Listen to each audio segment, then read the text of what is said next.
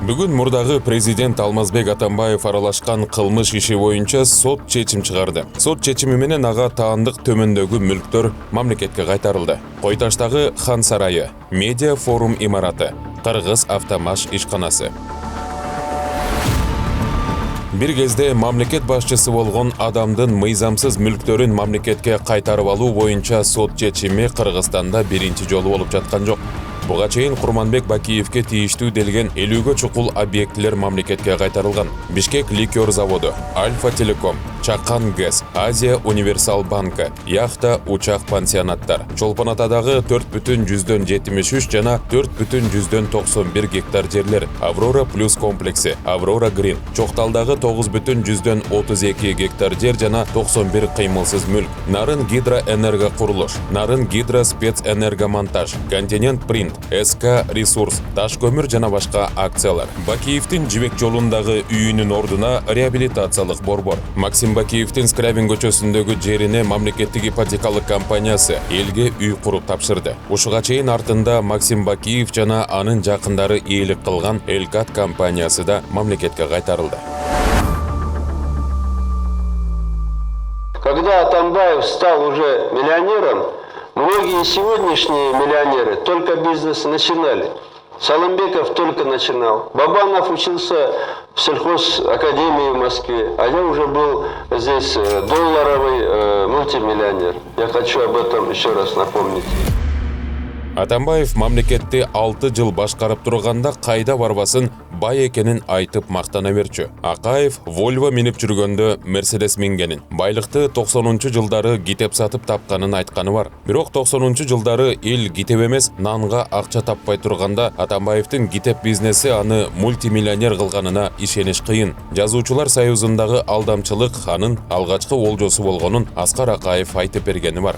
Ошол Россиядан алган грантты, ошол 50 миллиондун тегерегинде болуш керек, ошондой. Ошону толук жазуучуларга бергенбиз. Чындыгы болсо анан грантты бүт Атамбаевка жардамчысына тейлөөгө берет.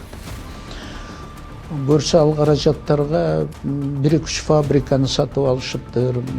Ошол жылдарда приватизация жүрүп атпады беле. Ошентип ошо кирешесинен жазуучуларды багабыз деп. Ошону менен ал фабрикалар, заводдор ошол Атамбаевдин фабрика заводдору болуп калды да. Дал ошол жазуучулар союзунун акчасына Кыргыз автомашты жана медиа форумду сатып алган. Бирок эки ишкана тең Кыргызстанда чоң салык төккөн ири ишканага айланып кеткен жок. Тескерисинче бир кезде дүркүрөп турган Кыргыз автомаштын жери жердей, темири темирдей сатылган. Башкача айтканда, ит бекер алынган Кыргыз автомаштын мүлкү өндүрүшчүнүн колуна эмес, соодагердин колуна тийгендиктен сатылып жок болгон.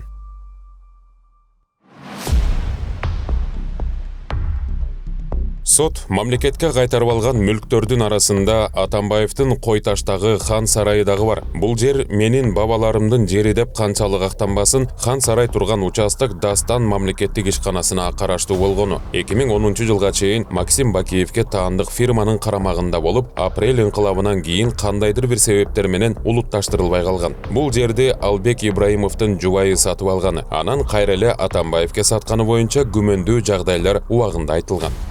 Аялы мен Атамбаевдин кошкондо 38 миллион доллар, 38 миллион сом 6 жылда иштеп тапкан болот. Мына ошо Албектин уяты жок экен деп койдум менчи. Баласын дагы бакса, байытса, алып жүрсө, байкеси 6 жылда аялы менен кошо тапкан акчасын тарс этип алып коюпту. 34 миллион. Атамбаевдарга эч нерсе калган эмес. 6 жылда тапканы бир участокко кетиптир. Көз каранды эмес, эксперттердин айтышы боюнча Атамбаевдин Хан сарайы 5-6 миллион доллар турат. 5-6 миллион доллар. Атамбаев жананын пресс-службасы Атамбаев жеке өзүнүн каражатына курду деп айтып жүрөт. Кайдан ал акчаларды алды? Бакиевдин 50-гө чукул, Атамбаевдин 3 объектисинин мамлекетке кайтарылышында алардын мыйзамсыз байыган эмес, адам канын төгүү боюнча кылмыштары себеп. Бакиев бийлигин сактайм деп колуганга малынса, Атамбаев бийликти басып алам деп кан төккөн. Мындан тышкары 2010-жылдагы Ош Жалал-Абаддагы кан төгүүлөргө убактылуу өкмөт, анын ичинде Атамбаев жооптуу. Мындан тышкары 2019-жылы кайра бийликке кайтып барам деп кан төктү. Оружие было только у меня. Я когда... Курал бир гана менде болгон. Балдар 3-чү кабатка чыкканда 5-6 жолу аттым. Караңгы болчу. Балким кайып тийип кеттиби, билбейм. Атамбаевдин мыйзамсыз иш-аракетинен улам бир эне баласынан айрылса, Самат Курманкулов майып болуп калды. Досуна карата жеке өчү, мамлекеттин ынтымагына доо кетирип, бир кезде Максим ээлеген жерге салган хан сарайында 2 жыл жашабай кан төгүлдү. Мен чоғаны соғым. Бирок ошон өзүмө өскөн элемин.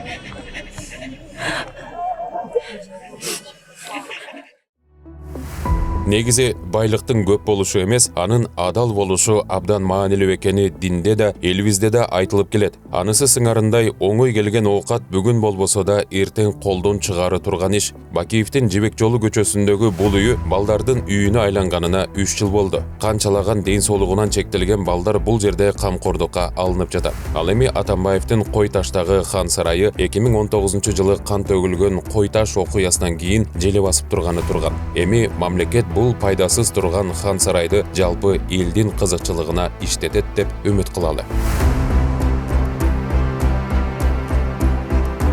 2020-жылдан кийин келген команда буга чейин бир катар көпөстөрдүн, анын ичинде ошол Союз малында ит бекер имараттарды ээлеп алып, аны иштетпестен сатып байыгандардын изине түшүп, мүлктү мамлекетке кайтарып жаткан. Мындан тышкары бандиттик мафиялык топтордун кимдир бирөөлөрдөн тартып алган мүлктөрү өз ээлерине кайтарылууда. Бул жагынан алганда Бакиев менен Атамбаевдин мүлктөрүнүн мамлекетке кайтарылышы ошол оңой оокат аш болбой кускандардын эле катарын толуктайт. Сот чечими калыс болду. Бакиев менен Атамбаевдин кылмышы дагы, ага чыккан соттун чечими дагы окшош болду.